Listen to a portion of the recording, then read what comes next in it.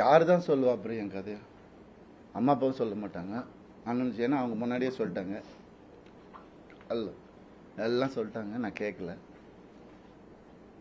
நிறைய அநியாயங்கள் நடந்திருக்கு எனக்கு. டே 1ல இருந்து அவங்கள கை அறுத்துக்கிட்டு தான் என்னை கல்யாணம் பண்ணாங்க. பிளாக்மெயில் மேரேஜ் தான் இது.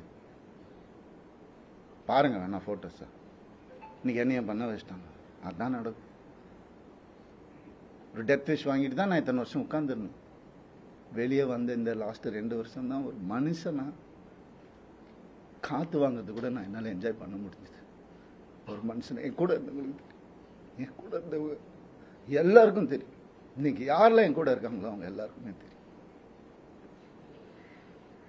இப்படி ஒரு அதுக்குள்ள 2 வருஷம் கல்யாணம், வீட்டை விட்டு பிரிச்சு கூட்டு வந்துட்டு இங்க வந்துட்டு வீடு கட்டணும், இது கட்டணும், அது இங்க வேலைக்கு போவோம், அங்க வேலை, யார் காசு கொடுத்தாலும் வாங்கிக்கோ, நமக்கு இதுதான் முக்கியம். அதுதான் என்ன, அதுல 3 படம் எனக்கு போச்சு, ஃபெயிலியர் ஆயிடுச்சு.